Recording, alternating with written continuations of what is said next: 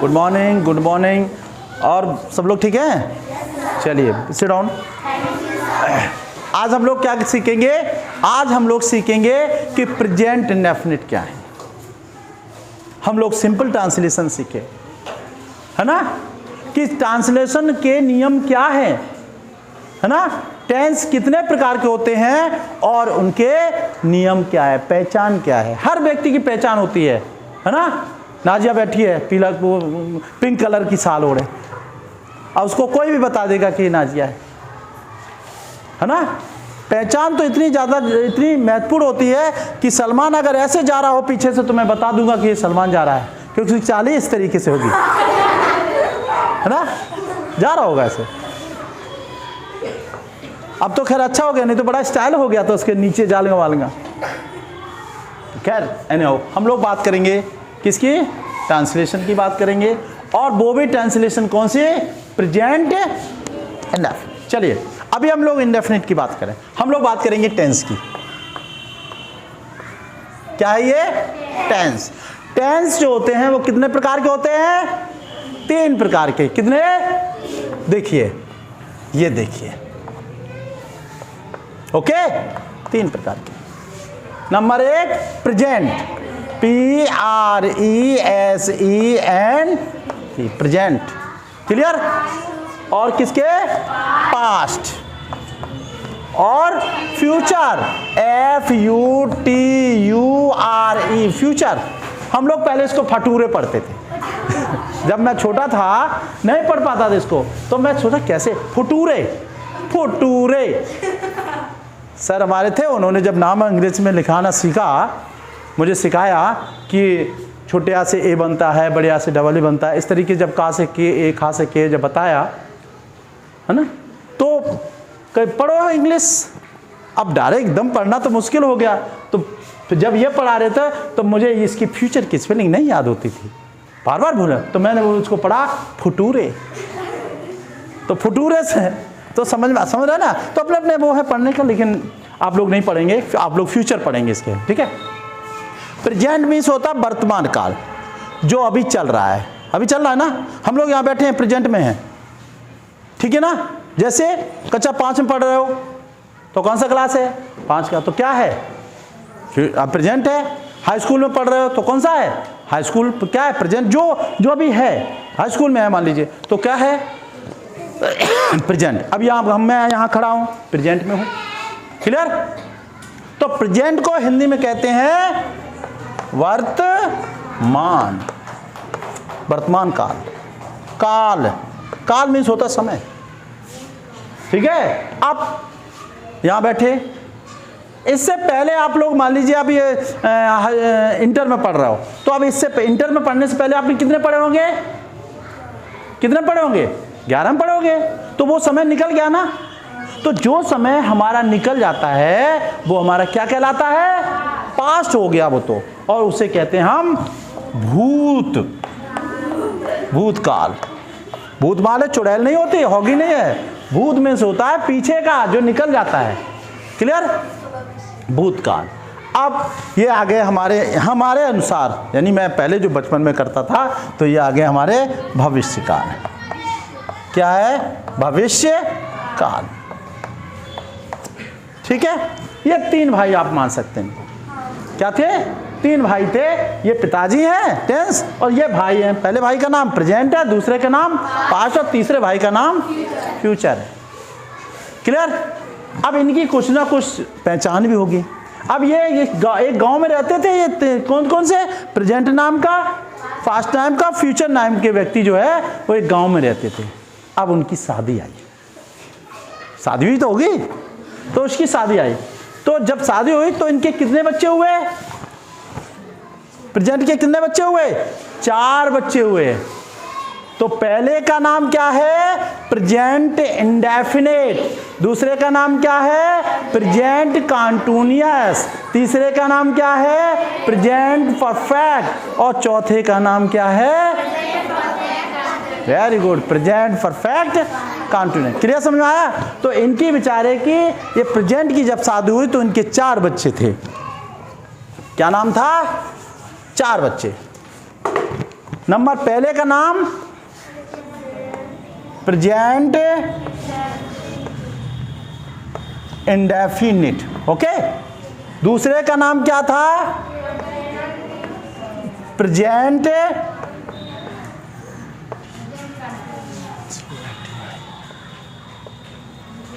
Continuous. तीसरे का नाम क्या है? प्रेजेंट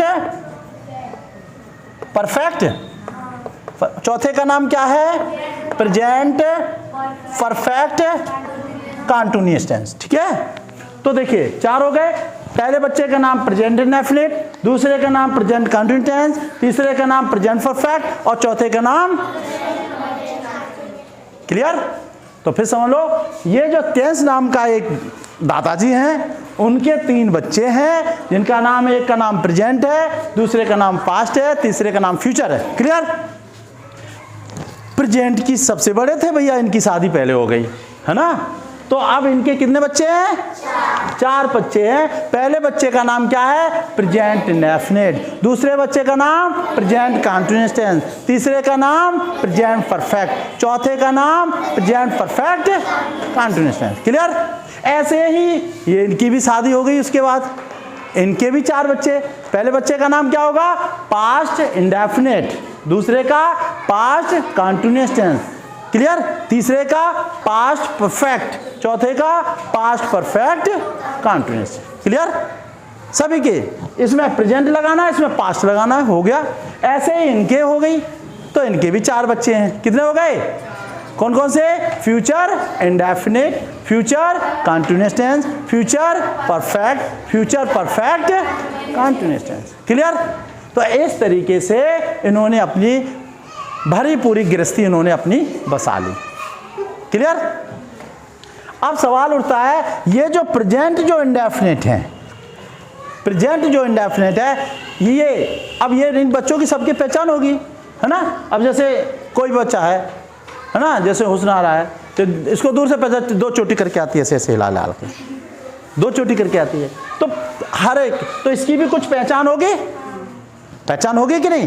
तो चलिए हम आज मुलाकात कराएंगे केवल आपसे प्रेजेंट नाम से, प्रेजेंट इंडेफिनिट से, क्लियर। चलिए इनके परिवार को, दादाजी को घर भेज दो, भेज दिए। चलो उनके दाऊ जी ये हैं और उनसे बड़े दिए, हो गया। अब हम बात करेंगे किसकी? प्रेजेंट, बोलो, इंडेफिनिट, इंडेफिनिट, क्लियर। अब हम सबसे पहले क्या करेंगे? इसकी पहचान देखेंगे। क्या देखेंगे? पहचान क्या होती है, सुनिए। उंगलियों पर रट जाना चाहिए। हर व्यक्ति की पहचान होती है। मेरी कोई पहचान है? बताइए क्या पहचान है? मैं खूबसूरत लगता हूँ, हेयर स्टाइल अच्छी है ना, और क्या है बताओ, तेज बोलो। मैं टीचर हूँ, ये पहचान है। यस, बिल्कुल सही है। तो हर व्यक्ति की पहचान है, तो इनकी भी पहचान होगी ना, होगी, सबकी पहचान होती है। अब जैसे ये राजू बैठी है, इसकी क्या पहचान है? फैले फैले बिखरे बाल, है ना, एक चोटी, भयानक शकल। चलिए ऐसे ही कह रहा हूँ, चलिए। तो हम लोग इसकी पहचान देखें, समझ लो। जिन वाक्यों के अंत में ता है, ती है, ते है, तो है आदि शब्द आते हैं, प्रेजेंट इंडेफिनिट की बात कर रहा हूं, पहचान की। जिन वाक्यों के अंत में ता है, ती है, तो है, ते हैं आदि शब्द आते हैं, ऐसे वाक्य हमारे क्या कहलाते हैं? Present indefinite. क्या कहलाते हैं? प्रेजेंट इंडेफिनिट कहलाते हैं, क्लियर। पहचान क्लियर। जिन वाक्यों के अंत में ता है, ती है, ते हैं आदि शब्द आते हैं, प्रेजेंट इंडेफिनिट कहलाते हैं। जिन वाक्यों के अंत में ता है, ती है, ते हैं आदि शब्द आते हैं, ऐसे वाक्य क्या कहलाते हैं? Present indefinite. यहीं से फेंक के मारूंगा ना, आ कर रहा है ना, तो अंदर चला जाएगा, क्लियर। समझ आ गया पहचान? पहचान के बाद पहचान हो गई भाई, अब उसका नियम भी कुछ देख लेते हैं। चलिए नियम देखें। नियम क्या है? एक वचनकर्ता के साथ क्रिया में एस या एस जोड़ देते हैं। क्लियर? नियम क्या है? फिर सुन लो। प्रेजेंट इंडेफिनिट वाले वाक्यों की अंग्रेजी बनाने के लिए एक वचनकर्ता के साथ क्रिया में एस या एस जोड़ देते हैं। बहुवचनकर्ता के साथ क्रिया में एस या एस नहीं जोड़ते और क्रिया की हमेशा फर्स्ट फॉर्म रखते हैं। क्लियर? जैसे राम स्कूल जाता है। चले गए भाई।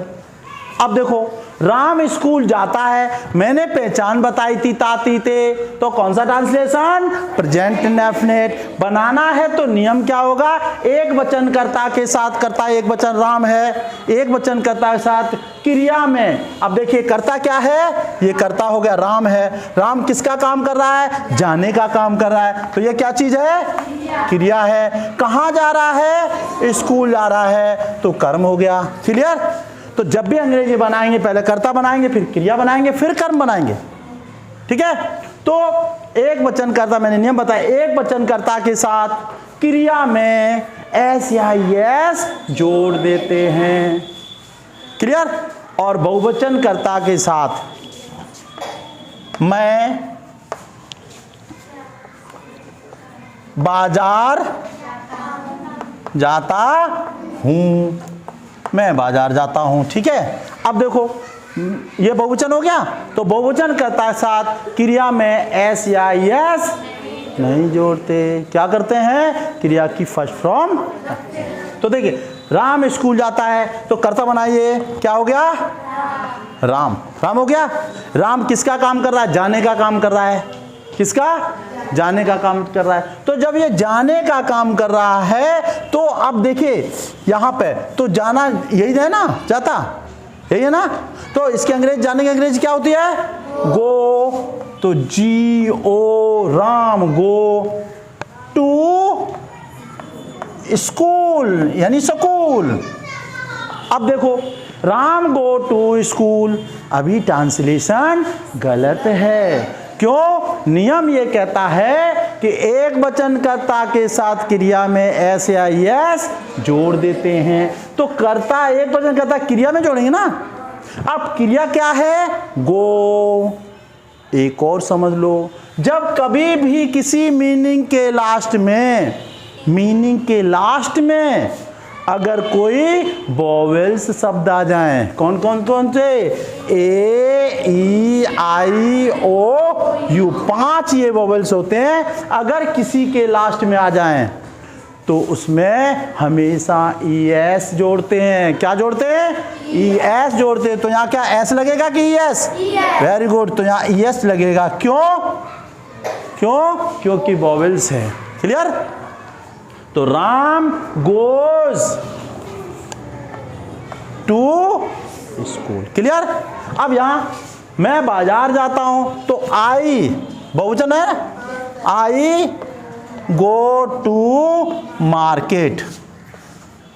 मार्केट। क्लियर? क्या हो गया? मार्केट। समझ में आ गया? तो इस तरीके से हमारे नियम है। आगे अब इनकी और देखते हैं और आगे चलते हैं। ये इनके निगेटिव भी होते हैं, कुछ अलग भी होता है इनका ना। तो नियम हो गया इनका। अब चलते हैं निगेटिव पे। प्रेजेंट इंडेफिनिट का निगेटिव। Negative, NEGATIVE, negative. समझिए, प्रेजेंट इंडेफिनिट वाले वाक्यों की, यानी प्रेजेंट इंडेफिनिट वाले निगेटिव वाक्यों की अंग्रेजी बनाने के लिए एक वचनकर्ता के साथ डज नॉट तथा बहुवचनकर्ता के साथ डू नॉट का प्रयोग करते हैं और क्रिया की फर्स्ट फॉर्म में एस या ईएस कभी नहीं लगाते। कभी नहीं लगाते। फिर समझ लो, नॉट वाले वाक्यों के अंग्रेजी बनाने के लिए एक वचनकर्ता के साथ डज नॉट, बहुवचनकर्ता के साथ डू नॉट का प्रयोग करते हैं और क्रिया की फर्स्ट फॉर्म में एस या ईएस का प्रयोग नहीं करते। क्लियर? हमेशा फर्स्ट। जैसे